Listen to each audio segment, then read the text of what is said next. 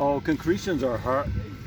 Geologists really haven't got that sorted out. So probably you have something in the shale that, often a fossil, that it has a slight charge on it. And then you get groundwater going through, and the ions of the opposite charge stick on. But then you have the opposite charge. And that process keeps going until you build out this cemented blob. So this was actually created by calcite?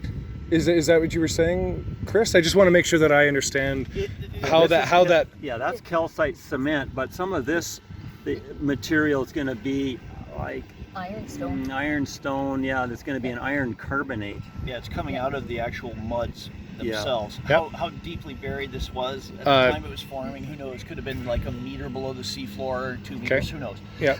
But they think it's fairly early. You're looking at actually two different stages here. There's the concretion itself, which is this. That came first. Yeah. These septa here are a later stage. How much later, who knows, right? Like we've already passed several concretions. You can see are just shattered by the septas. That's why they call them Septarian Concretions. And you can even see, I don't have to convince you, that this in here and that there are not the same mineral. Sure. Yeah. Sure. So some people have suggested that the septa themselves could be an event, like uplift, an orogeny or something. Who knows? Yeah, because you can see that used to attach to this, right? That's right. And now we got a crack in between, mostly filled with calcite. So something has actually broken that apart. Now, there's one guy that we know at the University of Saskatchewan, a prof, that says actually an earthquake caused this breakage. Yeah. Oh, in okay. the turn. Inside. Yeah. Interesting. Brian Pratt. Brian Pratt's published on that.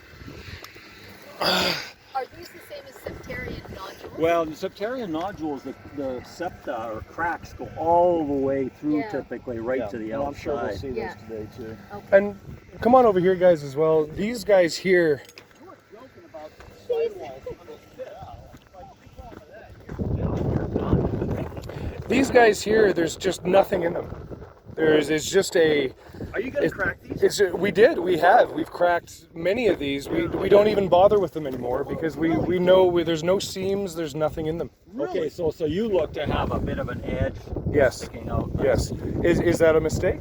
Should I be cracking every one of these? Because I've cracked hundreds of these, and this is third year in, so I look at it and I go, well, that's a waste of my time. Let's find something that's. If you had some sort of students. Well, how did these get created?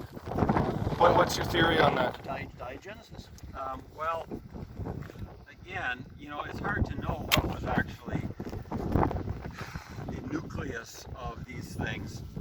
The only explanation I've heard is there's something that has a charge on it and is attracting ions of the opposite charge.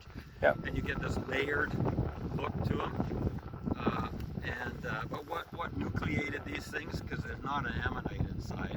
So it might have been something else even that has dissolved away that maybe was Fish kind turd. of organic. Fish turd. Even a little pebble or something. Yeah. Nothing so. And then the concretion formed around it. That's right. Wow.